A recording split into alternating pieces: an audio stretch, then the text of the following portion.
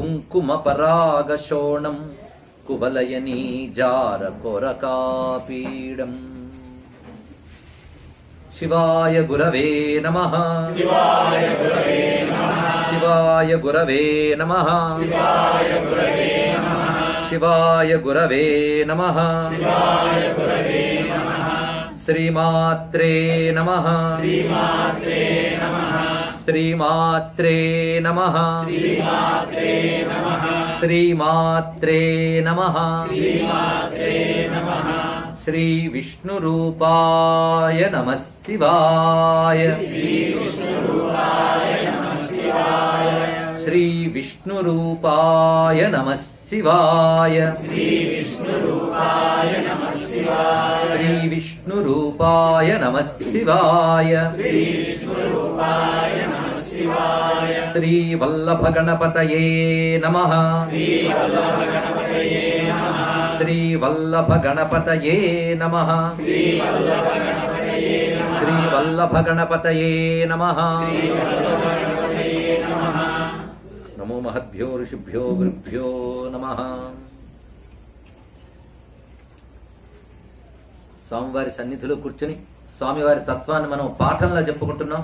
ముందే చెప్పినట్టు ప్రవచనంలా కాకుండా మనందరం కలిసి ముఖ్యంగా గణపతి ఉపాసకులకు, గణపతి సాధకులకు, గణపతి భక్తులకు ముఖ్యమైన అంశములు ఇవి. మనం నమస్కరిస్తున్న దైవం అంటే ఏమిటో తెలుసుకోవాలి. అయితే ఉపాసనా మార్గము అంటే భగవంతుని నిరంతరం చింతన చేయడం ఉపాసన మార్గం. ఉపాసన సాన్నిధ్య భావన, భగవత్ సాన్నిధ్య భావనే ఉపాసన.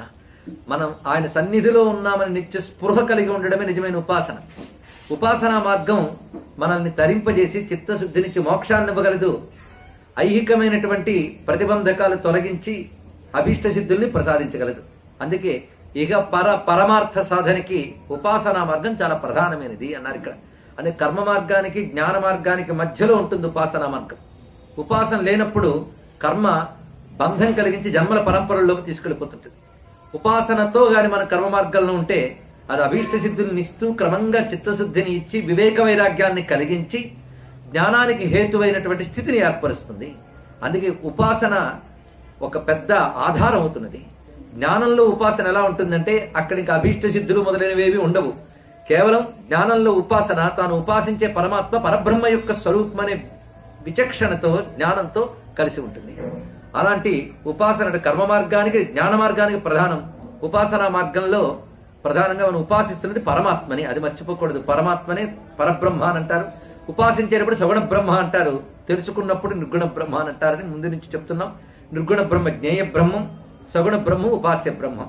ఈ ఉపాస్య బ్రహ్మంగా మనం చూసేటప్పుడు 6 రకాలుగా పరబ్రహ్మను ఉపాసించాలని చెప్పారు. ఎందుకంటే బ్రహ్మభావనతో ఉపాసించవలసింది ఎవరు అనేది మనం నిర్దేశించడానికి లేదు. మనం ఏదో ఒకటి తీసుకుని నేను బ్రహ్మభావనతో చూస్తున్నామండి అంటే కుదరదు. ఇక్కడ బ్రహ్మభావనతో ఉపాసించడానికి యోగ్యమైనటువంటి కొన్ని సంప్రదాయాలు ఉన్నాయి. ఆ సంప్రదాయంలోనే బ్రహ్మభావనతో ఉపాసించవలసిన దేవతలు, వారి నిర్దేశించే శాస్త్రం పేరు వేదం. కనుక వేదము సగుణ బ్రహ్మముగా ఉపాసించవలసినటువంటి 6 రూపాలను చెప్పింది. ఇక్కడ 6 రూపాల్లో విష్ణు, శివ, శక్తి, సూర్య, గణపతి, స్కంద, ఇది వేదం ఒప్పుకున్నటువంటి 6 విధాలైనటువంటి సగుణ బ్రహ్మ ఉపాసనలు. ఈ 6 కూడాను ఉన్న ప్రత్యేకత ఏంటంటే ఇందులో ఏ ఒక్కటి పట్టుకున్నా అది సగుణ బ్రహ్మం అనే స్పృహగాని ఉంటే అది దేవత ఉపాసన కింద కాకుండా సగుణ బ్రహ్మోపాసనగా మారి ఇందాక చెప్పిన ఇహ పర పరమార్థ 3 సిద్ధుల్ని ప్రసాదించగలుగుతున్నది. ఇందులో ఏది చూస్తే అదే బ్రహ్మము గనక ఏది పట్టుకుంటే అదే గొప్పదిగా కనబడుతుంది. ఇది ముఖ్యంగా తెలుసుకోవాల్సింది. గత ఏడాది కృష్ణుడే పరబ్రహ్మ అని చెప్పాం. ఇప్పుడు మనం గణపతి ఒక్కడు చాలు అనిపిస్తుంది. ఎందుకంటే ఒక్కడు అయిన బ్రహ్మమే అప్పుడు కృష్ణుడిగా కనబడ్డాడు కనుక కృష్ణుడు ఒక్కడు చాలు అనిపించింది. ఒక్కడైన బ్రహ్మం ఇప్పుడు గణపతిగా కనబడుతున్నాడు కనుక గణపతి ఒక్కడు చాలు అనిపించింది. ఒక్కడు చాలు అనిపించే బ్రహ్మం ఒక్కడే. అది మనం గ్రహించితే 6 సంప్రదాయాలు ఎందులో ఉన్నా ఇష్టదేవత ఒకరు ఉన్నప్పటికీ ఇతరులను కూడా తదృష్టితోనే మనం చూడగలమని స్పష్టమైపోతుంది. ఆ ఎరుక మనం కలిగించడానికి గణపతి తత్వం ఎలా ఉపయోగపడుతుందో చూస్తూ పరబ్రహ్మ అన్నప్పుడు 2 విధాలుగా ఉంటుంది. లోకమంతా వ్యాపించిన వాడు, లోకానికి అతీతమైన వాడు, రెండే పరమాత్మ. లోకమంతా వ్యాపించింది అంటే మనం లోకంలో ఉన్నాం గనక ముందు లోకంలో వ్యాపించిన వాడిని తెలుసుకోవాలి. తర్వాత లోకానికి అతీతుడిని చూసుకోవాలి. లోకంకి మరొక పేరే ప్రపంచము, విశ్వము. విశ్వం అంటే సమస్తము అని అర్థం. ఈ అంతటా వ్యాపించిన బ్రహ్మమును మనం జగద్రూపంలో చూస్తున్నాం, కానీ బ్రహ్మమని ఎరుక కలగట్లేదు. అది జగత్తు బ్రహ్మమని ఎరుక కలగడం కోసం, జగత్తుకి బ్రహ్మమని కొన్న అభేద స్థితి తెలుసుకోవడం కోసమే సగుణ బ్రహ్మోపాసన వచ్చినది. జగత్తులో 3 అవస్థలు ఉంటాయి గనక అవి అకార ఉకార మకారములు. జగత్తుకు అతీతమైన తురీయం, అది ఇది కలిపి చూస్తే గణపతి అని చెప్పుకున్నాం. కానీ జగద్రూపంలో మనం చూసే పంచతత్వములన్నీ కూడా స్వామి యొక్క కంఠము నుంచి పాదము వరకు ఉన్నటువంటి 10 చేతుల్లో వ్యక్తమవుతున్నది. ప్రకృతికి అతీతమైన తత్వము గజవదనంలో వ్యక్తమవుతున్నది. ఇది మనం నిన్నటి వరకు చెప్పుకున్నాం. తురీయతత్వం గనక తురీయతత్వమే అమృతము. అమృతతత్వం గనక ఆ తురీయతత్వంలో చంద్రకళ ప్రకాశిస్తున్నది. ఆ తురీయతత్వమే ఈ త్రిగుణాత్మకమైన అవస్థాత్మకమైన జగత్తుకి సాక్షిగా ఉంది గనక ఆ తురీయతత్వానికి త్రినేత్రములు ప్రకాశిస్తున్నాయి అని మనం చెప్పుకునడం జరిగింది నిన్నటి వరకు. నిన్న మనం చెప్పుకున్న దాన్ని ఒక్కసారి పరామర్శ చేస్తే కింద 5 చేతులు కలిపి 5 తత్వములే. ఈ 5 తత్వములు కూడా పంచభూత తత్వములు తెలియజేస్తున్నాయి. భూమి, నీరు, అగ్ని, వాయువు, ఆకాశం. ఇందులో ఆకాశతత్వం పుష్టిపతి, జలతత్వము విష్ణు లక్ష్మి, అగ్నితత్వము పార్వతి పరమేశ్వరులు, ఇక వాయు మనస్తత్వములు కలిపి మన్మథుడు రతీదేవి, భూతత్వము వరాహస్వామి భూదేవి కలిపి పంచభూతత్వములుగా గోచరిస్తున్నాయి. ఆ దేవత మిథున దేవతల యొక్క స్వరూపం కూడా మనకు తెలిసినది. తర్వాత పరబ్రహ్మ సాక్షాత్ గణపతి అయితే ఆయన యొక్క మాయాశక్తి వైనాయకి సిద్ధలక్ష్మీదేవి, ఏ తల్లి విచిత్ర కార్యకరి అయినటువంటి స్వరూపము ఆ తల్లి వల్లభాదేవి. వల్లభానగా ఆనంద రూపిణి, ప్రీతి రూపిణి అని చెప్పుకున్నాం. గణపతి ప్రధానంగా ఆనంద స్వరూపుడు గనక ఆనందాత్మ గణేశోయం అనేటువంటి శృతి వాక్యాన్ని మనం ఆధారంగా తీసుకుని ఆ ఆనంద శక్తి వల్లభాదేవి కనుక వల్లభమ్మని చూసినప్పుడు మనకి ఆనందమూర్తి అని తెలియాలి. ఆనందమే శక్తిగా కలిగిన జ్ఞానమూర్తి గణపతి అని తెలియాలి. ఇదే జ్ఞాన ఆనందమయం దేవం అన్నట్లుగా జ్ఞానానంద స్వరూపమే వల్లభా గణపతుల ఉపాసన. ఇంతవరకు 5 చేతుల్లో మనం ప్రకృతి తత్వాన్ని చూశాం కదా. ఇప్పుడు మరికొన్ని విశేషాలు చెప్తూ ఉన్నాడు. కశ్యపుడు అడుగుతూ ఉన్నాడు ఇప్పుడు మరీచిని. ఇది వల్లభేశ్వపనిషత్తులో ముఖ్యమైన అంశం. కశ్యప పప్రచ్ఛ కథం మే భగినీపతిరితి.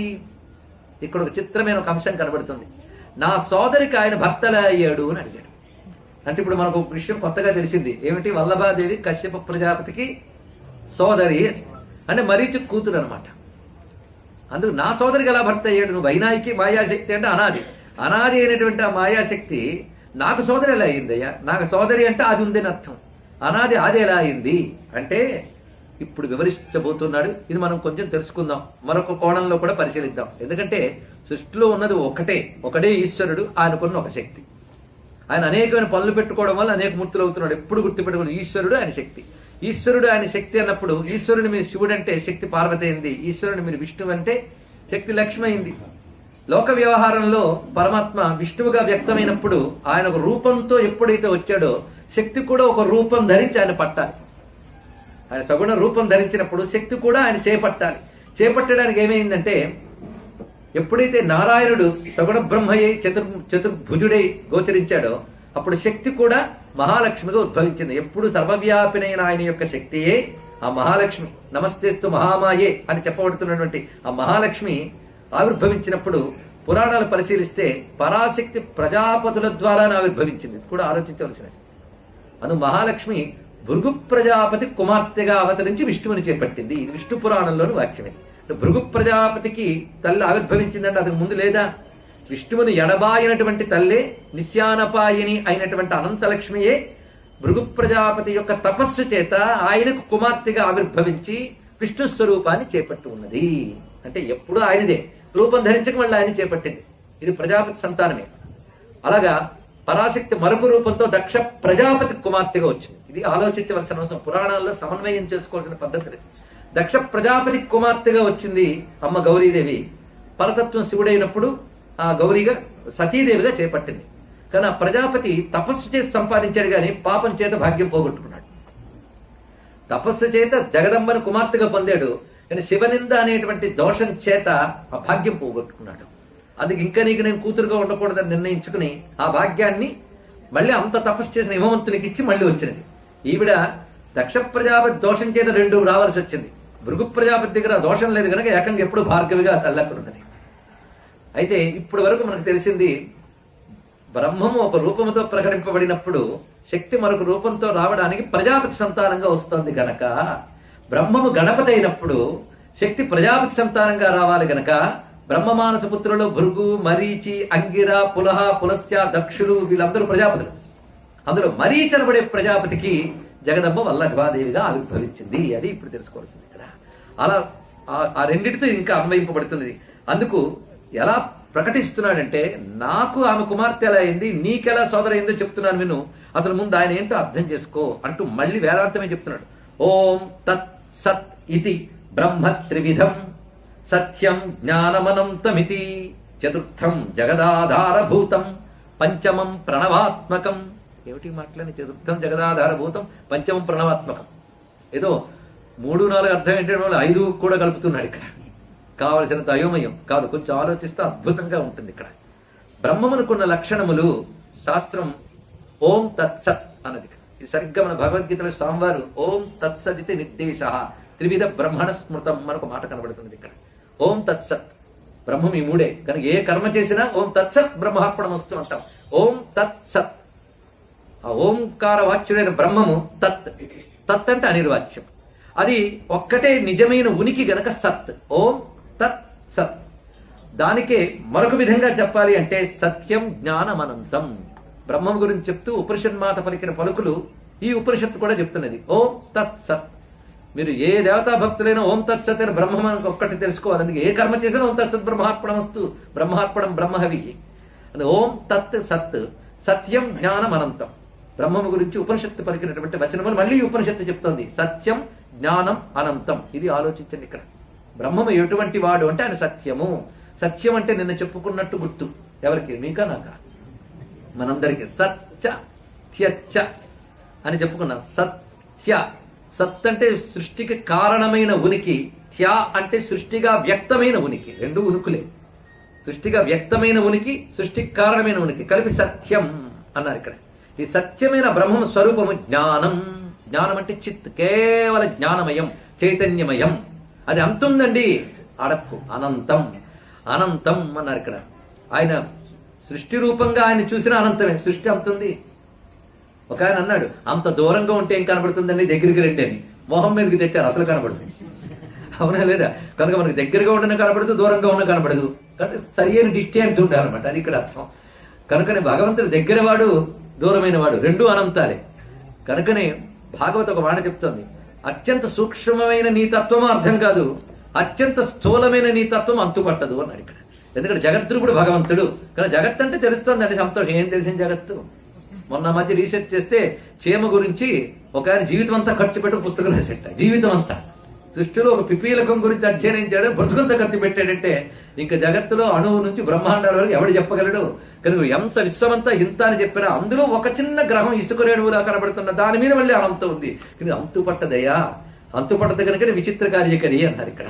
ఈ అనంతమంతా అంటే సృష్టి రూపంగా చూసిన అనంతుడే, సృష్టికి అతీతంగా చూసిన అనంతుడే, కానీ కేవల చిద్రూపుడు. కనుక సత్యం జ్ఞానం అనంతం బ్రహ్మ. ఓం తత్సదితి బ్రహ్మ. కనుక ఇప్పుడు మీరు ఒక్కసారి గణపతి మంత్రోపాసకులు చాలా మంది ఉన్నారు. అందులో గణపతి మంత్రంలో మొదటి 6 బీజాక్షరాలు. సభల్లో బీజాక్షరాలు చెప్పకూడదు కనుక నేను చెప్పట్లేదు. అది కేవలం గురువుపదేశం ద్వారా మాత్రమే తెలియాలి. ఇది ఎలాంటిది అంటే, డాక్టర్ గారు పబ్లిక్ హెల్త్ కోసం మీటింగ్ పెట్టినా మందులు మాత్రం ప్రైవేట్ ప్రిస్క్రిప్షన్ మీద రాసిస్తారు. అలాగా భగవతత్వం ప్రవచనాల్లో చెప్పినప్పటికీ కూడా బీజాక్షర మాత్రం సభల్లో చెప్పరాదు. ఈ రోజుల్లో చెప్తున్నారండి అంటే కలి, అంతకు మించి నేనేం చెప్పలేను. బీజాక్షరాలు గురువుపదేశం ద్వారా తెలుసుకోవాల్సింది. అంతేగాని ఫలానా జాతి వాళ్ళు, ఫలానా వర్ణం వాళ్ళు తెలుసుకోవాలి మాత్రం లేదు. భక్తి అనే అర్హత కలిగిన వాళ్ళు సరైన గురువుని ఆశ్రయిస్తే వీడు అర్హుడని గురువు అనుకుంటే వాడికి ఇస్తాడు. ఇది తెలుసుకోండి ఇక్కడ. భక్తి అర్హత. అందులో ఇప్పుడు ఉపనిషత్తు తంత్రంలో మనకు చెప్పబడుతుంది. తంత్రము ఉపనిషత్తు వేరు కాదు. తంత్రం అనగానే భయంకరమైన వస్తువు కాదండి. తాంత్రికం అనగానే అదేదో తీవ్ర ప్రయోగాలు అనుకోవద్దు. తంత్రము చాలా గొప్పది. తంత్రం లేకపోతే మనం తరించము. తంత్రం సర్వజీవుల్ని తరింపజేయడానికి ఋషులు ఇచ్చారు. తంత్రములు 6 తంత్రములు ఉన్నాయి. వీటి తంత్రమతాలు అంటారు. వైష్ణవం తంత్రమతం, శైవం తంత్రమతం. ఇవి తంత్రమతాలు. వీటికి ఆగమ మతాలు అని పేరు. నిగమం వేదం. కనుక ఆగమ మతాల పద్ధతులు ఒకలా ఉంటాయి, వేద పద్ధతి ఒకలా ఉంటాయి. కానీ ఆగమాలు వేదాలు మూలాలుగా తీసుకుని వచ్చాయి. ఇది మర్చిపోవద్దు ఇక్కడ. అందులో శంకరులు ఏం చేశారంటే ఆగమాల్లో ఉన్నటువంటి వేద మూలాలు మాత్రం స్వీకరించి వేద విరుద్ధమైన పద్ధతులు పక్కకు పరిహరించి ఆరింటిని సమన్వయించి వైదికంగా ఆరింటిని అందించారు. ఇది కొంచెం తెలుసుకోవాలి ఇక్కడ.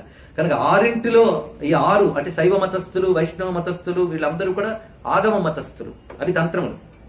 స్మార్తంలో ఉన్నటువంటి వాళ్ళు ఈ 6గురిని సమానంగా ఉపాసించే వాళ్ళు ఆ ఆగమం తీసుకుంటూ వేదము స్మృతి 2 ప్రమాణంగా తీసుకుంటారు. శ్రౌత, స్మార్త, ఆగమ, ఈ 3 తెలుసుకోవాలి ఇక్కడ. ఈ తంత్రం అనేది అందరూ చేసుకోవడానికి వచ్చింది. అయితే అందరూ చేయొచ్చు అంటే నియమాలు మాత్రం పాటించే వాళ్ళు మాత్రమే అవి స్వీకరించడానికి అర్హులు. అలాంటి తంత్రముల్లో గణపతి తంత్రం చాలా ఉన్నది. ఎంత వైష్ణవ తంత్రాలు ఉన్నాయో, ఎన్ని శైవ తంత్రాలు ఉన్నాయో, ఎన్ని శాక్తేయ తంత్రాలు ఉన్నాయో కొంతమందికి తెలుసు. కానీ గణపత్య తంత్రములు కూడా అన్ని ఉన్నాయి. ఎందుకంటే గణపతిని పరబ్రహ్మగా ఉపాసించితే గణపతి తంత్రాలు చాలా ఉన్నాయి. గణపతి ఆగమములు, ఆగమాల్లో ప్రధానంగా చెప్పబడుతున్న మూర్తులు, ఉపాస్య మూర్తులు 32 ప్రధానంగా. ఇంకా ఆశ్చర్యపోతాం, మరికొన్ని చోట్ల 56 చెప్పారు. ఇందులో మళ్ళీ ఒక్కొక్క సంప్రదాయాలు ఉన్నాయి. అలాగైతే శైవంలో వైఖానసం, పాంచరాత్రం ఉన్నాయో, గాణపత్యంలో హరిద్రా గణపతి, ఉచ్చిష్ట గణపతి, క్షిప్ర గణపతి సంప్రదాయాలు చాలా ఉన్నాయి. వారి వారి మంత్ర విధానాలు వేరు. అందులో కూడా వామాచార, దక్షిణాచారములు 2 ఉన్నాయి శాక్తేయం వల్లనే. ఇందులో ప్రతి ఆచారము గొప్పదే, ఏ ఆచారాన్ని నిందించరాదు, తెలుసుకోవాలి. ఎందుకంటే ప్రతిదీ కూడా మనం తరింపజేసేదే. తాంత్రికం బయటికి తాంత్రికం, లోపల తాత్వికం. కనుక ప్రతి తాంత్రిక ఉపాసన తాత్వికమైన చిత్తశుద్ధినిస్తుంది. అయితే తాత్విక స్పృహతో తాంత్రిక ఆరాధన చేయగలిగితే అది ఇహాన్ని పరాన్ని ప్రసాదిస్తుంది. అందుకు ఏర్పడింది. ఇది ఒక సంపూర్ణంగా హిందూ మతం మీద అవగాహన కలిగించడం కోసం చెప్పిన ఒకానొక సూచన. అలా గణపతి తంత్రాల్లో ఈ వల్లభ గణపతి సంప్రదాయం చాలా విశేషం. ఈ వల్లభ గణపతి అంటే కొత్త గణపతి ఏం కాదండి. మీరు కొత్త గణపతి వచ్చాడు అంటారు. లక్ష్మీ గణపతి అని పేరు ఎప్పుడైనా విన్నారా? ఈయనకి మరొక పేరు అది. ఈయన పేరు లక్ష్మీ గణపతి. లోకంలో ఈయన మంత్రానికి లక్ష్మీ గణపతి అనే వ్యవహారం, వేదంలో ఈయనకి వల్లభ గణపతి అని వ్యవహారం, తంత్రంలో ఈయనకి మహాగణపతి అని వ్యవహారం. చూడండి, ఇక్కడ 3 పేర్లు ఉన్నాయి ఈయనకి. మహాగణపతి. అందుకే తంత్రశాస్త్ర ప్రకారంగా గణపతి ఉపాసన పొందిన వారు ఈ మంత్రాలను ఉపాసించేటప్పుడు అస్యశ్రీ మహాగణపతి మహామంత్రస్య అంటారు ఇక్కడ. కనుక తంత్రం ప్రకారం ఈయన మహాగణపతి, వేదం ప్రకారం ఈయన వల్లభ గణపతి, లోక వ్యవహారంలో లక్ష్మీ గణపతి. ఇది తెలుసుకోవాలి. కానీ లక్ష్మీ గణపతి 32 రూపాయలు వేరే రూపం ఉంది. మీరు 10 ప్రదక్షిణ క్రమంలో వెళ్తే సిద్ధి బుద్ధి పక్కన కూర్చుని ఉంటారు. ఆయన పేరు లక్ష్మీ గణపతి. 16 గణపతుల్లో ఈయన పేరు మధ్యలో వాడి పేరు మహాగణపతి. 16 గణపతుల్లో ఈయన పేరు మహాగణపతి. షోడశ గణపతుల్లో ఈయన మహాగణపతి. ప్రత్యేకంగా వల్లభ గణపతి ఇది చెప్పబడుతున్నది. ఈ వల్లభ గణపతి సంపూర్ణంగా శ్రీ విద్యా సంప్రదాయంలో ఉపాసింపబడుతుంటాడు. అంటే అమ్మ లలితాంబ ఉపాసనలో ఈ స్వామి ప్రధానమైనటువంటి అంశం ఇక్కడ. ఆయన కామేశ్వరుడు ఏకస్వరూపుడు. అందుకే ఈయన ఉపాసన చేస్తే ఆ లలిత కామేశ్వర దేవతల యొక్క సంపూర్ణ అనుగ్రహం మనకు లభిస్తున్నది. కనుక శ్రీ విద్యా సంప్రదాయ ప్రకారంగా ఆయనకు వల్లభ గణపతి అని పేరు మనకు కనబడుతున్నది. అదే నిన్న మనం లలితా శాస్త్రం నుంచి తీసుకున్నాం. ఈ గణపతి మంత్రంలో మొదట 6 బీజాక్షరాలు ఉంటాయి. మొదటిది ప్రణవం. అంతే చెప్తున్నా, బీజాక్షరాలు సభల్లో చెప్పాను గనక. కానీ ఇక్కడ శ్రద్ధగా విన్న వాళ్ళకి ఆ బీజాక్షరాలు ఉన్నవాళ్ళు ఎవరో చెప్పేశాం. బీజంలోంచి వచ్చిన చెట్టు ఏమిటో చెప్పాక బీజం చెప్పకపోయినా పర్వాలేదు. ఆ బీజాక్షరాల నుంచి వచ్చిన మొక్కలు మొలకలు నేను చెప్పుకున్నాం. ప్రథమ బీజం నుంచి వచ్చిన వాళ్ళు లక్ష్మీనారాయణులు, 2వ బీజం పార్వతీ పరమేశ్వరుడు, 3వ బీజం రతిమన్మథులు, 4వ బీజం భూవరాహం, 5వ బీజం పుష్టిపతి. దానికి అన్నిటికీ ముందు ఓం. అది కలిపితే 6 బీజాక్షరాలు. ఈ 6 బీజాక్షరాలకి వరుస క్రమం ఇలా పెట్టుకోవాలి అని చెప్తున్నాడు ఇక్కడ. ఏమని విశేషం? ఓం తత్ సత్ సత్యం జ్ఞానమనంతం. 6 బీజాక్షరాలకి పైన రాసుకోవచ్చు. ఓం ఓం ఓం లాగానే ఉంది. తత్ సత్ సత్యం జ్ఞానం అనంతం. చూసారా? మొదటి 5 బీజాక్షరాలని మనం ఎంతవరకు పార్వతీ పరమేశ్వర లక్ష్మీనారాయణ దేవతా రూపంలో చూసాం. కానీ పరబ్రహ్మ పరంగా ఇందులో ఒక్కొక్కటి తత్, సత్, సత్యం, జ్ఞానం, అనంతం. అది ఇప్పుడు అంటే మనం ఎవరినైతే ఇంతవరకు లక్ష్మీనారాయణ శివపార్వతులు ఇలా చెప్పుకున్నామో వాళ్ళు ఇప్పుడు పదాలు మారిపోయి వాళ్ళకి తత్తు, సత్తు, సత్యం, జ్ఞానం, అనంతం. కనుక ఆ బీజాక్షరాలు అన్నప్పుడు ఈ స్పృహ తెచ్చుకోవాలి. మొదటిది ప్రణవంగానే అంటున్నాం. తర్వాతది తత్, సత్, సత్యం, జ్ఞానం, అనంతం. ఆయన వాడేవాడు గణపతయే. మంత్రంలో తర్వాత భాగం వచ్చింది గణపతయే. ఇది పదం గనక నేను సభలో చెప్పాను. గణపతయే అంటే గణపతి కై అని అర్థం. ఇక్కడ చివరికి స్వాహాకారం నమస్కారం ఉన్నప్పుడు చతుర్థ్యంతం వస్తుంది కనుక గణపతయే అన్న. అయితే మంత్రశాస్త్రంలో కొన్ని చోట్ల గణపతే ఉందండి. ఇది కేవలం మంత్రం జపం చేసే వాళ్ళకి ఉత్సాహం కలుగుతుంది, మిగిలిన వాళ్ళు నిరుత్సాహపడకండి. 2 ఉన్నాయి. గణపతయే, గణపతి కై. గణపతే వరవరద అని వస్తుంది. గణపతే దీని సంబుద్ధ్యంతం అంటారు ఇక్కడ. చతుర్థ్యంతం సంబుద్ధ్యంతం. సంబుద్ధ్యంతం చేస్తే అంటే గణపతే అని పిలిస్తేట అప్పుడు అది నిష్కామమై నివృత్తి మార్గం ప్రధానంగా ఎంచుకున్న వాళ్ళకి కేవలం మోక్ష ప్రధానం గణపతే అన్నారు. చూడండి ఇక్కడ గణపతయే అని గాని పెడితే ప్రవృత్తి మార్గంలో ఉన్న వారికి ఐహికమైన కామ్య సిద్ధినిస్తూ చిత్తసిద్ధినిస్తూ క్రమంగా జ్ఞాన హేతువుతుంది అన్నాడు. ఇప్పుడు చూసారా అక్షరం చిన్నది మార్చితే ఎంత ఎఫెక్ట్ ఇస్తుందో. అందుకే భగవంతుడి గురించి చెప్పేటప్పుడు వినేటప్పుడు మీరు ఏకాగ్రంగా విన్నారనుకోండి ఆ మంత్ర జపఫలం లభిస్తుంది. ఈ రోజు ఇక్కడ స్వామి సన్నిధిలో మంత్రోపాసకులకు మాత్రమే కాకుండా మంత్రం లేని వారికి కూడా గణపతి మంత్ర అనుగ్రహం లభించేటట్టు జరుగుతుంది. అంతకుమించి నేను చెప్పలేను. వినేటప్పుడు ఎలాగో ప్రవచనం వింటూ టైం వేస్ట్ చేసుకోవడం ఎందుకు, మా నామాలు మేము స్మరించుకుంటాం అనుకోవద్దు. ఏకాగ్రంగా దీన్ని వింటే మీకు మంత్రసిద్ధి లభిస్తుంది, అందులో సందేహం లేదు. అందుకే గణపతి మంత్రం చేసే వారికి ఇది చాలా ప్రధానమైనది. అందుకే నేను పెద్ద ఉపన్యాసంగా పెట్టుకోలేదు. అసలు ఉపన్యాసం లేకుండా ఉందామన్నా గణపతి ఊరుకోలేదు, గణం ద్వారా చెప్పించాడు. అంటే నా మంత్ర వ్యాఖ్యానం నా సన్నిధిలో చెయ్యు, నా మంత్రం జపించేవాడు కొందరు ఉన్నారు, వాళ్ళకి పనికొస్తుంది అని అనుకున్నాడు. ఇంతకు మించి మరేం నేను చెప్పలేను. ఇక్కడ ఏ పలుకు నాది కాదు, వాడిది. అని గణపతయే అని ఎందుకు చేయిస్తున్నారంటే కామ్య సిద్ధి కోసం. అయితే నాకు మోక్షం కావాలండి, ఇవేవి అక్కర్లేదు, రేపటి నుంచి గణపతి అని మార్చేస్తాను, కుదరదు. ఎందుకంటే నువ్వు ఏమనుకుంటున్నావో దాన్ని బట్టి జపం చేయడం కాదు, నువ్వు ఎక్కడున్నావో దాన్ని బట్టి జపం చేయి. తెలుసుకో, అక్కడ నువ్వు ఎక్కడున్నావో దాన్ని బట్టి జపం చేయి. కబుర్లకి ఏముందండి, నాకు ఇంకా అహికం మీద కరుకులన్నీ తీరిపోయండి, పరమార్థమే ప్రధానం, అవునా? ఇలా అనుకుంటూ ఉంటే ఫోన్ వచ్చింది కొడుకు దగ్గర నుంచి, అమ్మా నాకు 105 జ్వరం అని. బాబాబు మోక్షం తర్వాత రేపటి నుంచి నేను రాలేనండి. ఏమి మా అబ్బాయిని చూడాలి, అయిపోయింది. ఇప్పుడు నీకేది ప్రధానం చెప్పు, నిష్కపటంగా మాట్లాడు, దొంగ కబుర్లు వద్దు. బయటకేమో కొడుక్కి ఉద్యోగం దొరకపోతే బాధ, మనవడికి ఒంట్లో బాగోలేకపోతే బాధ, బయటకు మాత్రం మోక్షం కావాలి. నువ్వేమిటో నీ మనస్సును స్కాన్ చేసుకో. కనుకనే పరమార్థం కావాలని కోరుకుంది గత జన్మల సంస్కారం చేత ముముక్షు భయం గొప్పది. కానీ ఐహికంగా దేహస్పృహ ఉందే, నాకు కుటుంబం ఉంది, నా వాడు బాగుంటాను అనుకోవడం తప్పు కాదుగా. ఎందుకంటే ధర్మబద్ధమైన కామం తప్పు లేదు కనుక. ధర్మబద్ధమైన కామంతో కూడింది ప్రవృత్తి మార్గం కనుక మనం ఉన్నది ఎక్కడ? ప్రవృత్తి మార్గంలో. ప్రవృత్తి మార్గంలో ఉన్నంత కాలం గణపతయే అంతే తెలుసుకోండి. ఇక్కడ నివృత్తికైతే గణపతి. నీకు అఖండ వైరాగ్యం కలిగి నీ దేహం కూడా నువ్వు కాదని స్పృహ కలిగినప్పుడు కబుర్లు వేరండి, నా దేహం నేనే కాను అని ఒక్కడు కొడితే తెలుస్తుంది. కనుక నిజంగా అటువంటి పారమార్థికమైనటువంటి దేహాత్మ భ్రాంతి నశించి నువ్వు ప్రవృత్తి మార్గంలో కేవలం లోక సంగ్రహార్థం జనక మహారాజు వలె ఉంటే అప్పుడు నువ్వు గణపతిని ఉపాసిస్తే గణపతే వరవరదం. లేనప్పుడు మాత్రం గణపతయే అన్నాడు ఇక్కడ. అయితే నాకు మోక్షము కావాలండి, మరి ఇదో ఇది అక్కర్లేదని అనలేనండి అని అన్నావా, సంస్కారమే. నువ్వు ప్రవృత్తి మార్గంలో ఉంటూ నీ ప్రవృత్తి ముముక్షుగా అవుతోంది, సంతోషం.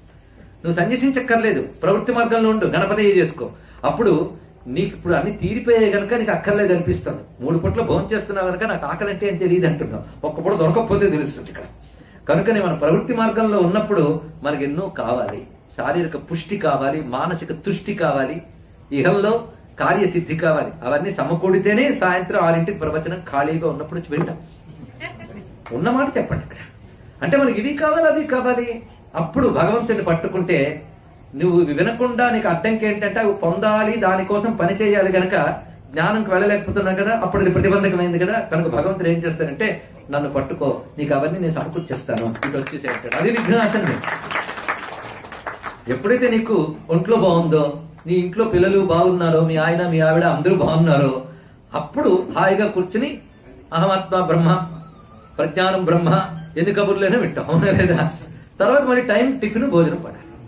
ఇవన్నీ సమకూడాలిగా, ఈయన సమకూర్చుతాడండి. అందు గణపతయే అంటే ఎంత ఉన్నది ఇక్కడ. కానీ ప్రవృత్తి వర్గంలో ఉన్న వారికి ఐహిక కామ్య సిద్ధ్యర్థం గణపతయే. కనుక గణపతే గణపతయే రెండు ఉన్నది ఇక్కడ. గణపతయే పెడితే 28 అక్షరాల మంత్రం అవుతుంది, గణపతే పెడితే 27 అక్షరాల మంత్రం అవుతుంది ఇక్కడ. కానీ మనందరం ఇప్పుడు గణపతయే నమః అంతే చాలు. ఇక దానికి వరవరద ఇది ఒకటి వచ్చింది ఇక్కడ. వరవరద స్వామివారికి వరద అని పేరున్నదండి. మన చవితి పేరు వరదా చవితి. అంటే శుక్లపక్ష చతుర్థికి వరదా చతుర్థి అని పేరు, కృష్ణపక్ష చతుర్థికి సంకష్టహర చతుర్థి అని పేరు. ఈ మాట మనం ఇప్పుడు ఎన్ని మార్లు చెప్పుకున్నామో, ఎప్పటికప్పుడు మనం తాజా వాళ్ళం, అది తెలుసు మనకి. కాబట్టి మనకి రెండూ కావాలి, వరము సంకష్టహరము. అంటే ఇష్టమైనవి కలగాలి, కష్టమైనవి తొలగాలి. కష్టమైనవి తొలగాలంటే సంకష్ట చతుర్థి ఆరాధించండు, ఇష్టమైనవి కలగాలంటే వరదా చతుర్థి ఆరాధించు అన్నారు. అది 2 చతుర్థులు ప్రధానమే, శుక్లపక్షము కృష్ణపక్షము రెండూ కూడా ప్రధానమే. అందుకు మనం ప్రస్తుతం వరదలో ఉన్నాం. వరదలు అంటే వరదా చతుర్థి పాటిస్తున్నాం మొన్నటి నుంచి, అవునా లేదా? సంకష్ట చతుర్థి, అందుకే 2 జరుగుతున్నాయండి ఇక్కడ ఈ ఆలయంలో. సంకష్టాల చతుర్థి జరుగుతోంది, వరదా చతుర్థి. అవునా? తెలీదు, మీ ఊరు వాళ్ళకి నేను చెప్పాలా? 2 జరుగుతున్నాయి. ఎవరి కోసం? మీ అందరి క్షేమం కోసం. వరదా చతుర్థి నాడు స్వామివారి ఇక్కడ ప్రత్యేకంగా పంచావరణార్చన చేస్తున్నాం. మీకు తెలుసో లేదో, గడప తర్పణ ప్రియుడు, నిత్యం తర్పణ జరుగుతుంది. బహుశా నిత్య తర్పణ జరుగుతున్న గొప్ప ఆలయాలు ఇది ఒకటి, అందరూ సందేహం లేదు. వరదా చతుర్థికి ప్రత్యేకించి పంచావరణార్చన జరుగుతుంది. సంకష్ట చతుర్థికి హోమం చేస్తున్నారు ప్రత్యేకించి, వీటితో పాటు కలిపి. అది ఇక్కడ జరుగుతున్న క్రియ. ఇదే సమయంలో కొందరు సంకష్టాల చతుర్థి అంటే కొంచెం తెలుసుకోవాలి. వ్రతం ఆచరించాలి అంటే మాత్రం రాత్రి చతుర్థి ఉండాలి వ్రతాచరణకి. అంటే పగలంతా ఉపవాసం చేసి రాత్రి చంద్రుడికి, గణపతికి, చతుర్థి తిథి దేవతకి అర్ఘ్యం ఇస్తారు, తర్పణం ఇస్తారు. ఆ తర్వాత చంద్రదర్శనం చేసి ఆయనకి నివేదించిన పదార్థం తింటారు. ఇది వ్రతాచరణకి. కానీ నిత్యం మనం చేసే హోమాదులు ఇవి చేస్తూ ఉపవాసాదులు లేకుండా హోమము పూజ చేయాలి అంటే మాత్రం రాత్రి చతుర్థి అక్కర్లేదు, ఉదయం చతుర్థి సూర్యోదయంతోన్నదే కావాలి. అందుకే ఇక్కడ సూర్యోదయంతో చతుర్థి ఉన్నదే సంకష్టాల చతుర్థి హోమానికి, ఆవరణార్చనకి ఇక్కడ నిర్దేశించడం జరిగింది శాస్త్ర సమ్మతంగా. అంతేగాని ఏమండి రాత్రి చతుర్థిని సంకష్ట చతుర్థి మీ గుళ్ళో పొద్దున చతుర్థికి ఎందుకు చేస్తున్నారంటే ఎవరికైనా సందేహం కలిగితే ఇది సమాధానం శాస్త్రబద్ధమైనది. ఎందుకంటే శాస్త్ర విరుద్ధమైన ఒక్క పని ఆలయ ప్రాంగణాల్లో జరగదు, శాస్త్ర సమ్మతమైనవి జరుగుతూ ఉంటాయి. కనుక సంకష్టాల చతుర్థి ఇప్పుడు తెలిసింది కదా, 2 చతుర్థులు మనం చేస్తున్నాం. అందుకు వరద సంకష్టాల చతుర్థి, అందుకు స్వామివారికి వరదమూర్తి అని పేరు. ఈ మాట మనకి గణపతి అధర్వ శిష్యంలో, అధర్వ శిష్యం పట్టుకుంటే దానిపై ఈ మధ్య ఆంగ్లంలోను హిందీలోను ఒక పెద్ద వాల్యూమ్ వచ్చిందండి, కొన్ని 100 పేజీల గ్రంథం.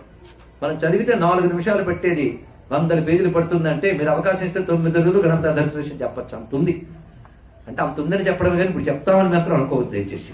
ఎందుకంటే త్వమేవ ప్రత్యక్షం తత్వమసి, త్వమేవ కేవలం కర్తాసి, త్వమేవ కేవలం ధర్తాసి, త్వమేవ కేవలం హర్తాసి, త్వమేవ సర్వం కల్విదం బ్రహ్మాసి. మన మనస్సును ఎంత విస్తారపరుస్తున్నాడు చూడండి, విస్తృతపరుస్తున్నాడు.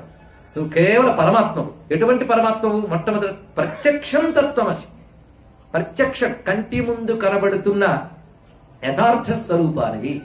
తత్వం యాథార్థ్యే బ్రహ్మణి అన్నమాట కదా. కనుక ప్రత్యక్షం తత్వం అంటే మీ కంటికి కనబడుతోంది ప్రత్యక్షం, ఆ ప్రత్యక్షం నువ్వే గణపతి అంటున్నాడు. మరి కనబడే దీనికి కర్తవడు త్వమేవ, త్వమేవ కేవలం కర్తాసి, ధర్తాసి, హర్తాసి. కర్త, ధర్త, అర్థ, సృష్టి, స్థితి, లయ, ఈ 3 నువ్వే. సర్వం కల్విదం బ్రహ్మాసి, అంతా నువ్వే. ఎంత చక్కగా చెప్పాడు. అంతేకాదు, నువ్వు నన్ను రక్షించకపోతే బతుకుంటుందా? ఏ దిక్కుకెళ్తే రక్షిస్తావు? అందుకే నువ్వు అన్ని దిక్కులో ఉండి నన్ను రక్షిస్తున్నావు. అందుకే ఎవరెవరిని రక్షిస్తావు? అవభక్తారం, చెప్పేవాడిని రక్షిస్తావు. మరి వినేవాడు అవశ్రోతారం, వినేవాడిని రక్షిస్తావు. అంతేకాదు ఇచ్చేవాడిని రక్షిస్తావు. అవదాతారం, ఒక విధానం ప్రకారం నడిచేవాడిని నడిపించేవాడిని రక్షిస్తావు. అవధాతారం, అవ అంటే రక్షించు, ఇది అర్థం. ఏ దిక్కుకెళ్తే రక్షిస్తావు? అవ పురస్తాత్, ముందుకెళ్తే రక్షిస్తావు. అంతేకాదు ఉత్తరాత్త, దక్షిణాత్త, పశ్చిమాత్త, అధ్రాత్త, ఊర్ధ్వం, మొత్తం అన్ని వైపులా నువ్వే రక్షిస్తున్నావు. ఇక్కడ డైరెక్షన్స్ ప్రకారంగానే మీరు గీత గీయడం మొదలు పెడితే ఒక త్రికోణాకృతి, కొన్ని త్రికోణములకు గుర్తు వస్తుందండి, అది గణపతి యంత్రం, అది రహస్యం. అవ పురస్తాత్, పశ్చాత్తాత్, ఈ ప్రకారంగా గీత గీస్తే యంత్రం తయారవుతుంది, గణపతి యంత్రం తయారవుతుంది. అంటే గణపతి అధర్వ శిష్యులు మనకు తెలియకుండా యంత్రం దాగి ఉన్నది. ఏ దిక్కుకి వెళ్ళినా నువ్వే రక్షించయ్యా అన్నాడు ఇక్కడ. కానీ గణపతి మనల్ని ఏ దిక్కును రక్షిస్తాడు? సమంతాత్, అన్ని వైపులా రక్షించేవాడు, అన్ని దిక్కుల్లో అన్ని కాలాల్లో రక్షించేవాడు, రక్షించేవాడు స్వామి అని చెప్తూ త్వం బ్రహ్మాత్వం విష్ణుస్త్వం రుద్రస్త్వమింద్రస్త్వం అగ్నిస్త్వం వాయుస్త్వం సూర్యస్త్వం చంద్రమా త్వం బ్రహ్మభూర్భువస్వరోం. ఏం చెప్తున్నాడు అక్కడ? కొంచెం మనసు పెట్టి వింటే నువ్వు బ్రహ్మవు, నువ్వు విష్ణువు, నువ్వు రుద్రుడువు, నువ్వు అగ్నివి, నువ్వు సూర్యుడువు, నువ్వు చంద్రుడువు. ఇవి మీరు జాగ్రత్తగా రాస్తే క్రమంగా సూర్యుడివి ముందు బ్రహ్మ విష్ణు రుద్రుడు అయిపోయాక 8 మంది వస్తారు.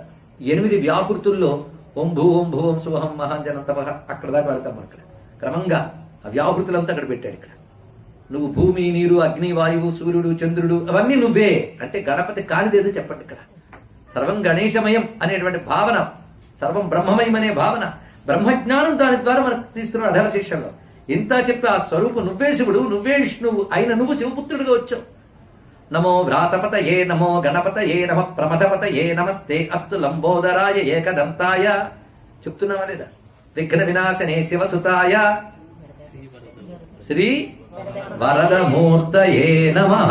అది వరద వరదమూర్తయే నమః. నువ్వు వరదమూర్తివి అంటే కొందరికి కొన్ని పేర్లు అందరికీ వాడేస్తుంటాం కానీ అది కొందరికి నిష్టం.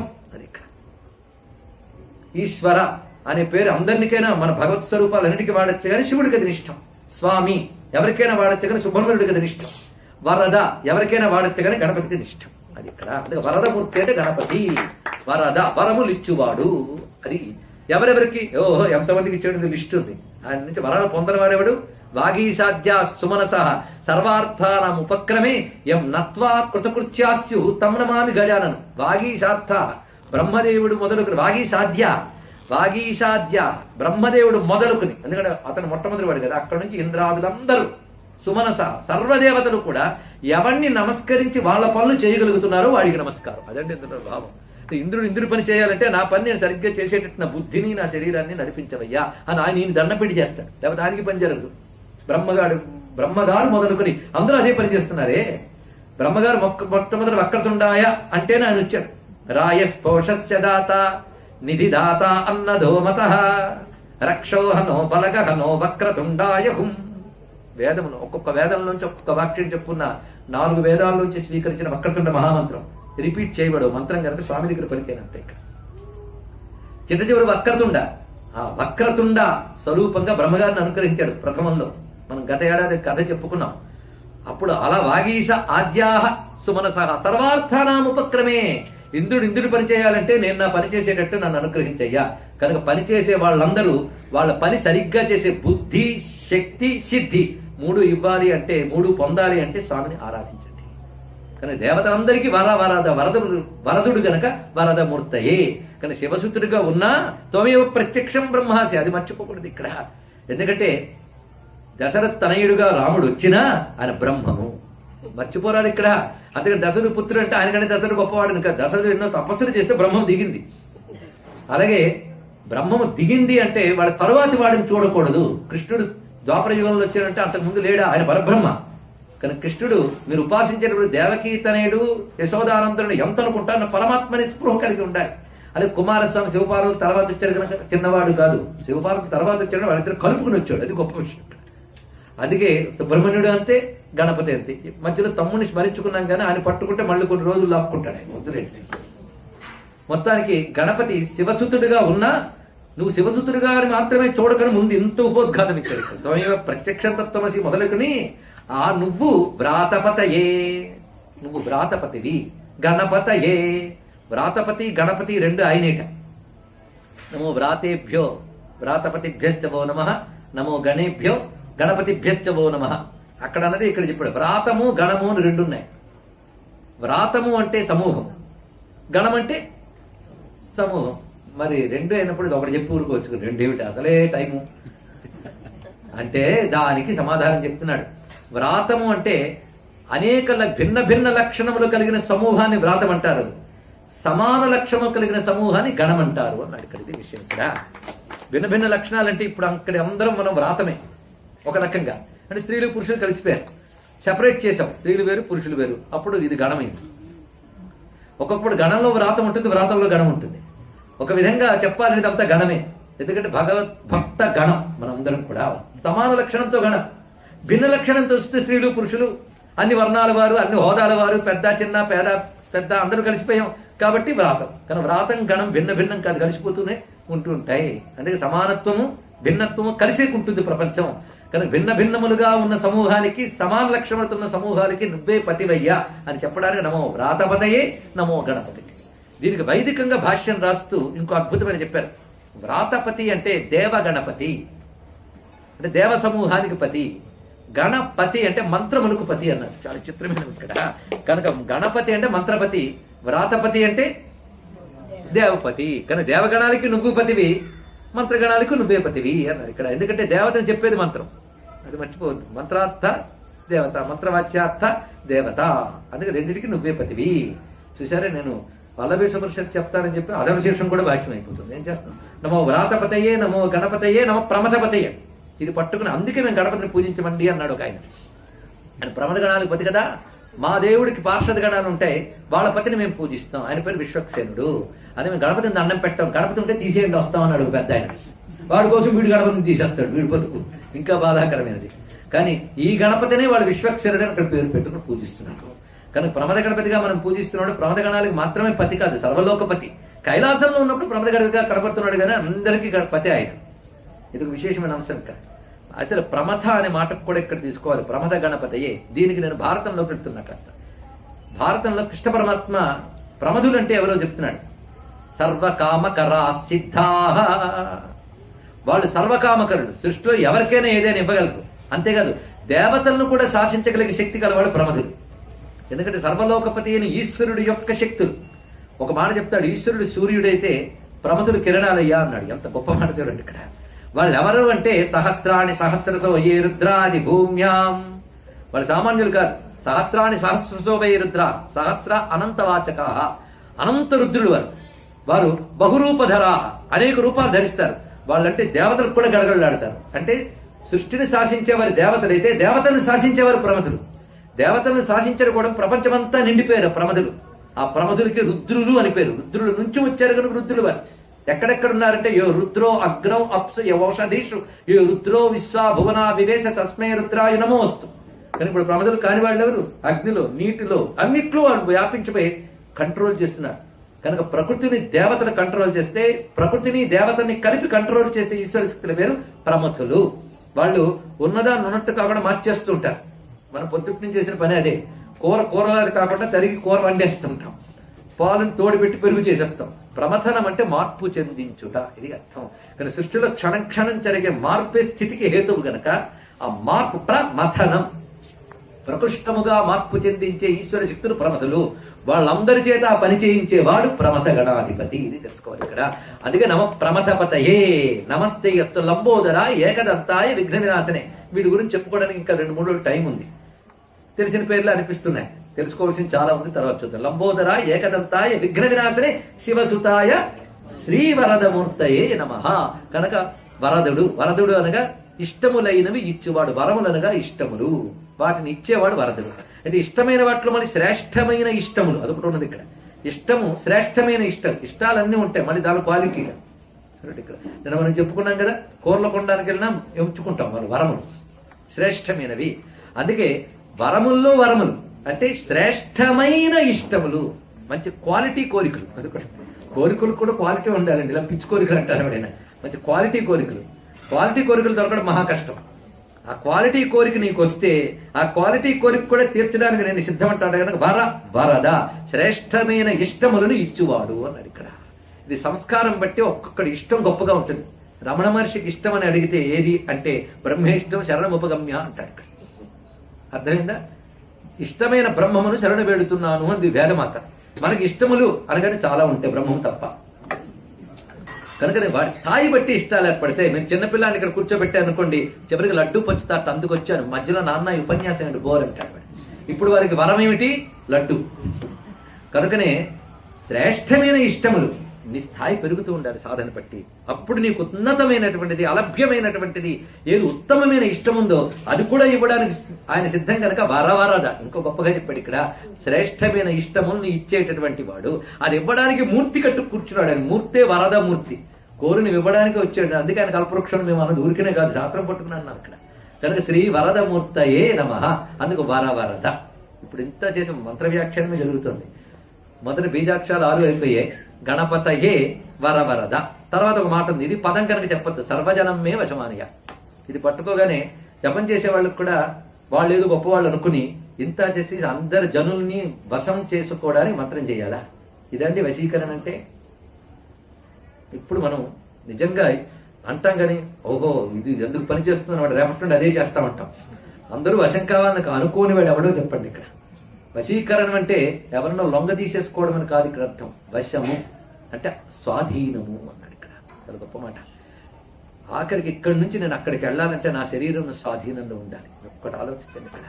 అంతేగాని నాకెవడో చెయ్యి ఉతుకుపరిచిన పరిస్థితిని వస్తే నేను స్వాధీనుడిని కానుగా.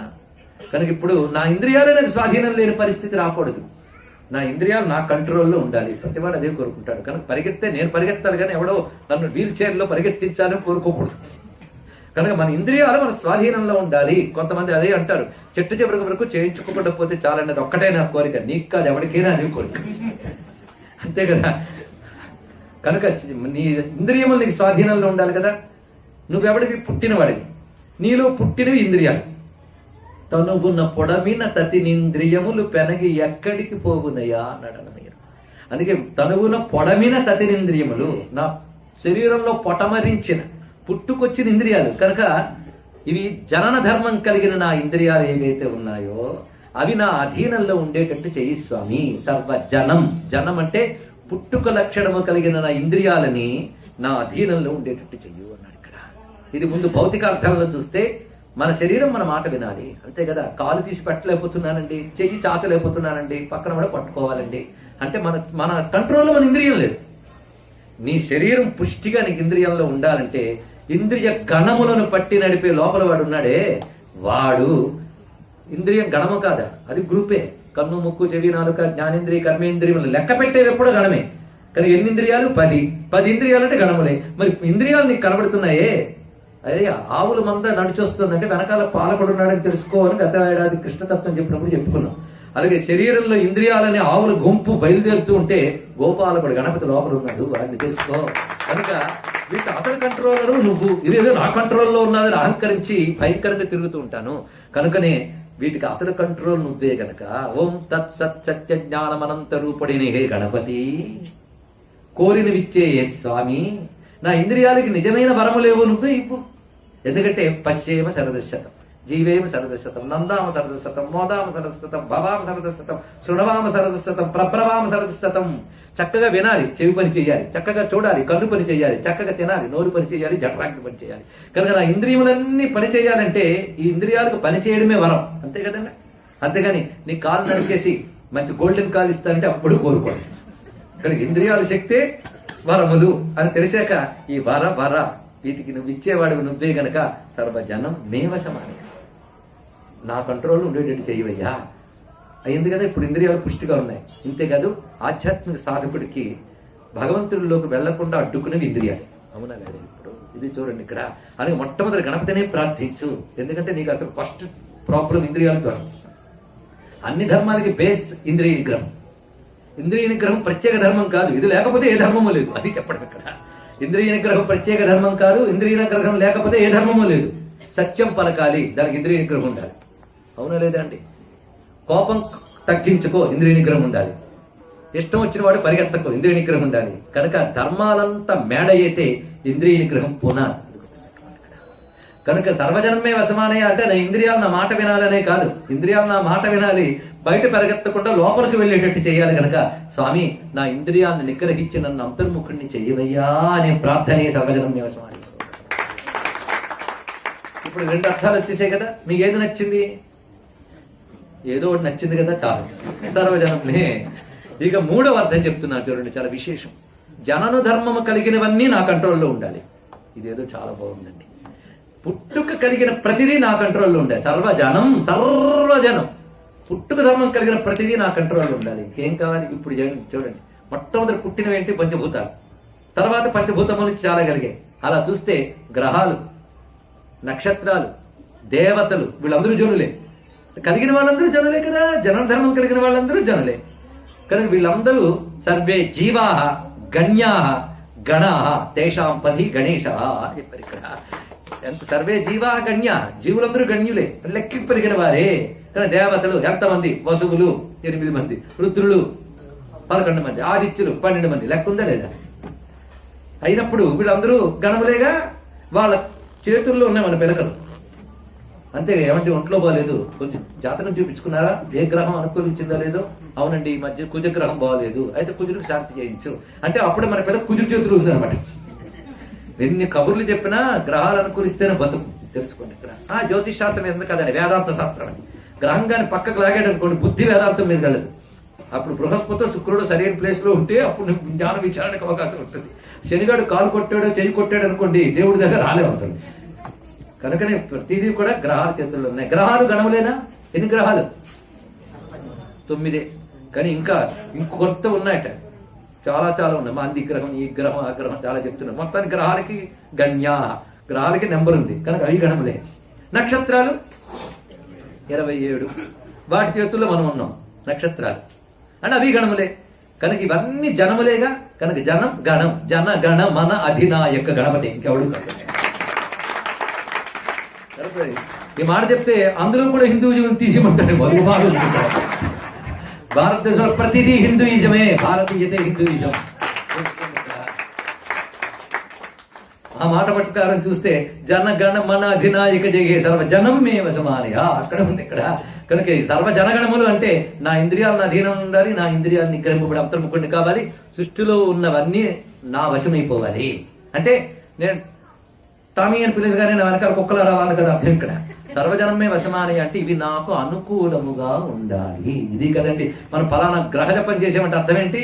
జాతకం ప్రకారంగా నిన్న 7 ఏళ్ళు 9 ఏళ్ళు పీడించడానికి రెడీ రోజు కూర్చున్నాడు వాడు.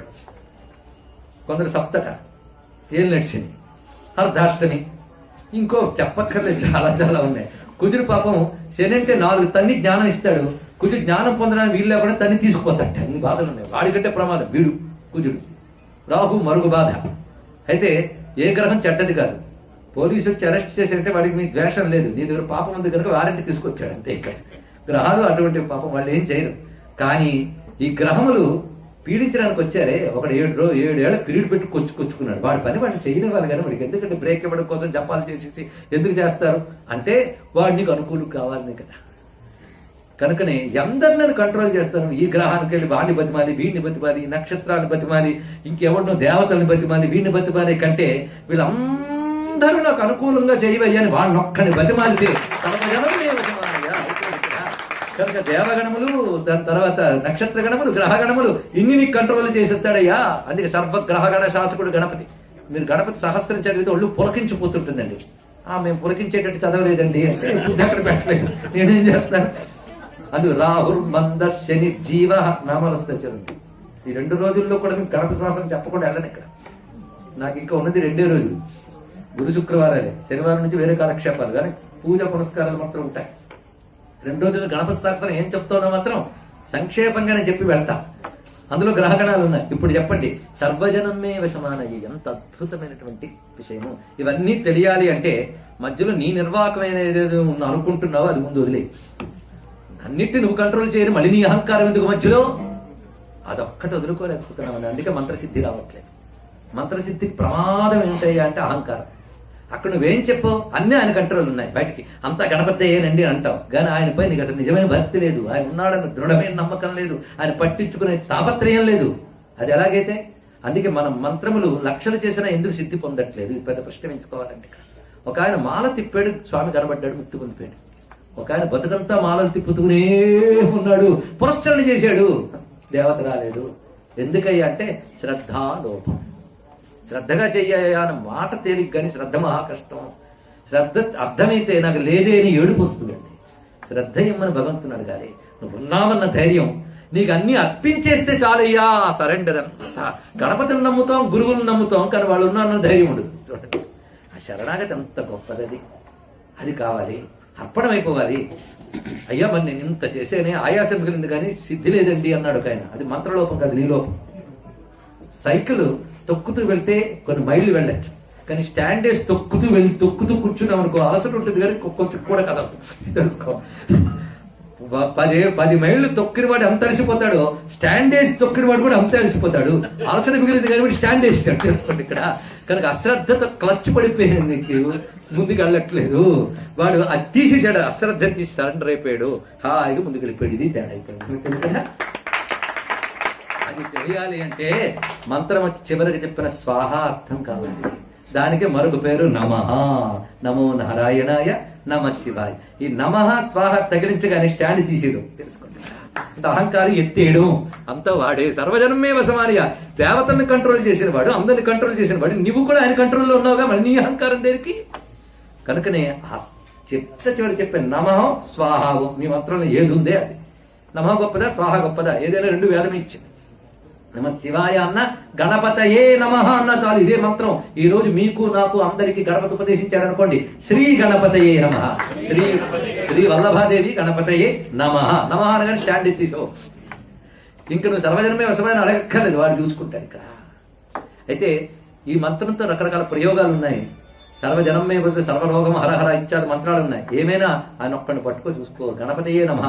అందుకే అన్ని మంత్రాల సారం అధర్వ శీర్షం ఒకటే చెప్పింది, గణపతికి నమస్కారము. శ్రీ గణపతయే నమః. ఇంకేం కావాలండి? ఇప్పుడు తెలిస్తానండి. గణపతే వరవరదుడు, ఆయన సర్వము ఆయన కంట్రోల్లో ఉన్నాయి. ఇప్పుడు నువ్వు చెప్పడం వల్ల కొత్తగా ఆయన కంట్రోల్లోకి తీసుకోలేదు, అవి అలాగూ ఆయన కంట్రోల్లో ఉన్నాయి. నువ్వు కాళ్ళు పట్టుకోవడం వల్ల ఎలాగో కంట్రోల్లో ఉన్నాయి కనుక నీకు అనుకూలంగా ఉన్నాడు, అంతే కదా. ఆయన బస్సు నడుపుకుంటూ పోతూ ఉన్నాడు. స్టీరింగ్ ఎవరి కంట్రోల్లో ఉంది? డ్రైవర్ గారి కంట్రోల్లో ఉంది. కానీ నువ్వు చేయి పట్టి ఆపాడు. ఇక్కడ ఎలాగో వాడి కంట్రోల్లో ఉంది కనుక, వాడి కంట్రోల్లో ఉంది కనుక వాడిని అడిగితే వాడిని నీకు అనుకూలంగా మారుస్తున్నాడు. అది గ్రహించగలిగితే చాలు ఇక్కడ. అందుకే ఇప్పుడు మంత్రార్థం ఇవాళ మనకి ఇచ్చాడు. ఏది మొత్తం 2 రోజులు చేశాక 3వ రోజు పొద్దున కూడా హోమాలేక సాయంత్రానికి అర్థం చెప్పాడు ఇక్కడ మొత్తానికి. కనుక గణపతి మంత్రం అంతా 28 అక్షరాల మంత్రం అర్థం చెప్పుకున్నాం. 28 అక్షరాల సారం శ్రీ గణపతయే నమః. తెలిసి అంటే ఇంతకంటే ఇంకేం కావాలి? కనుక ఇవాళ మనందరికి ఉపదేశం కూడా అయిపోయిందండి ఇక్కడ. ఇది మనం గ్రహించగలిగి సర్వన్నీ నాకు వశము చేయవయ్యా, ఈ భావనతో చేస్తే గణపతి మంత్రం ఒక్కటి చాలదు, అంతర్ముఖం చేసేస్తుంది అన్న దానికి ఇప్పుడు అర్థమైపోయింది ఇక్కడ. బహిర్ముఖత్వం జనం వశంలో లేకపోవడం, అంతర్ముఖత్వం జనం మీ వశమనయ్యా. ఇందులో కావలసినవన్నీ పరమార్థాలు ఉన్నాయి. అటువంటి ఆ స్వామి యొక్క విషయాన్ని చెప్తూ మరీచిరాహ విశుద్ధ సత్వమాయా సమిష్టి వ్యష్టి వ్యక్తాభేదమాస్థాయ తురీయ పదగో భూత్వా చింతామణి ద్వీపపతిరభవత్ తచ్చక్తి విశుద్ధ సత్వ ప్రధానమాయా సిద్ధలక్ష్మీ. విశుద్ధ సత్వ ప్రధానమాయ మాయాశక్తిని ఉపాసించాలి, కానీ మాయే నీకు బంధనకారి, కానీ మాయే నీకు మోక్షకారి. బంధించేది అది, మోక్షం ఇచ్చేది అయితే. బంధించేటప్పుడు మాయ అవిద్య, మోక్షం ఇచ్చేటప్పుడు విద్య. విద్యా స్వరూపిణి, అవునా లేదా? విద్య కూడా ఆవిడే. మరి అందుకే ఏది బంధిస్తోందో, ఏది తెలియకుండా చేస్తోందో అది. అందుకే స్వామి నిన్ను తెలియకుండా కప్పేస్తున్న బంగారు మూత తీసి అసలు స్వరూపం చూపించవయ్యా అని ఈశావాస్య మంత్రం. నిన్ను తెలియకుండా కప్పేస్తున్న బంగారపు మూత అంటే ఆకర్షణీయమైన ప్రపంచం, అది మూత. దీనివల్ల నీ అసలు స్వరూపం తెలియట్లేదు. బంగారు మూత తీసిన అసలు స్వరూపం చూపించవయ్యా అని ఈశావాస్యంలో మంత్రం ఉందండి. సూర్యుడిని బాగా చూడాలంటే ఆయన కాంతి అడ్డంకిగా ఉంది కనుక ఆయన సౌర్య మండలంలో ఉన్న తన చిజ్యోతిని చూపించాలి అంటే తన నుంచి ప్రసరింపబడుతున్న మాయాశక్తి ఎలాగా అనుకూలిస్తే నువ్వు చూడగలవాలా చేయగలవు. కానీ మాయాశక్తి నేను సంసారంలో తిప్పేటప్పుడు అవిద్య అయినది, ఆయనలో ఉన్నది గ్రహింపజేయడానికి అదే సహకారి అయినప్పుడు విద్య అయినది. సహకారి మాయ విశుద్ధ సత్వ మాయ అన్నాడు ఇక్కడ. ప్రతిబంధనకారి మాయ రజోగుణ తమోగుణ మిశ్రిత సత్వగుణం, 3 గుణాలు కలిసిన మాయ బంధిస్తోంది. రజోగుణ తమో గుణాలు లేకుండా శుద్ధ సత్వం. అందుకే భగవంతుడిని విశుద్ధ సత్వ స్వరూపంగా ఉపాసించితే ధరిస్తావు. ఆ విశుద్ధ సత్వ మాయ పేరు సిద్ధలక్ష్మి. ఆ సిద్ధలక్ష్మి విశుద్ధ సత్వమాయ, అనాది అయినటువంటి విశుద్ధ సత్వమాయ. అంటే పరమాత్మ యొక్క శుద్ధమైన సత్వశక్తి అది. ఆ తల్లిని ఉపాసిస్తే అప్పుడు నీకు ఇహము పరము కూడా లభిస్తాయి. ఆ విశుద్ధ సత్వమాయ లక్ష్మిని ఉపాసించాను ఆయన కశ్యప. ఉపాసిస్తే ఆ తల్లి నాపై దయతలిచి నాకు కూతురిగా పుట్టింది అంటే నీకు సోదరిగా పుట్టింది. అప్పుడు ఏం చేశాను? విశుద్ధ సత్వమా ఎవడిదో వాడిని ఉపాసించడం మొదలుపెట్టాను. అప్పుడు ఆ గణపతి నా కోసం వ్యక్తమైతే, స్వామి నా కూతురుగా నీ శక్తి వచ్చింది, ఎప్పుడొచ్చే నీ శక్తే కనుక నీకు ఇచ్చి పెళ్లి చేస్తున్నాను అని చెప్పి భృగు ప్రజాపతి లక్ష్మీదేవిని విష్ణువుకి ఇచ్చినట్లుగా, దక్షుడు సతీదేవిని శివుడికి ఇచ్చినట్లుగా, హిమవంతుడు గౌరీదేవిని శివుడికి ఇచ్చినట్లుగా మరీచి తన కూతురైన వల్లభాదేవిని గణపతికి ఇచ్చి పెళ్లి చేశాడు. అది ఇవాళ మనం వల్లభా గణేశ కళ్యాణ ఘట్టం కూడా చెప్పుకున్నాం. ఈ విధంగా జరిగిందయ్యా వాళ్ళ కళ్యాణ స్వరూపము. కనుకనే మొత్తం మహాగణపతి మంత్ర వ్యాఖ్యానమై వల్లభాదేవి విశుద్ధ సత్వమాయ అని సిద్ధలక్ష్మి. వేదం చెప్పినటువంటి ప్రకారంగా 6 లక్ష్ములు ఉన్నాయి. సిద్ధలక్ష్మీ, మీరే చెప్పగలరు. మోక్షలక్ష్మీ, జయలక్ష్మీ, సరస్వతి, శ్రీ లక్ష్మీ, వరలక్ష్మిశ్చ ప్రసన్నా మమ సర్వదా అన్నారు ఇక్కడ. అందులో 6 లక్ష్ముల మొదటిది అది, లేకపోతే ఏదీ లేదు. సిద్ధి అనేది ప్రతిదానికి కావాల్సింది. ఏ పని మొదలెట్టేనే సిద్ధి. అంటే పని ప్రారంభించాక సిద్ధి లేదండి అంటే టబ్బిమని ఆపేస్తాం. కానీ పని చేసేదే సిద్ధి కోసం. అయితే సిద్ధి కావాలి అంటే అది ఎలా చేస్తే సిద్ధి వస్తుందన్న బుద్ధి కావాలి కదా.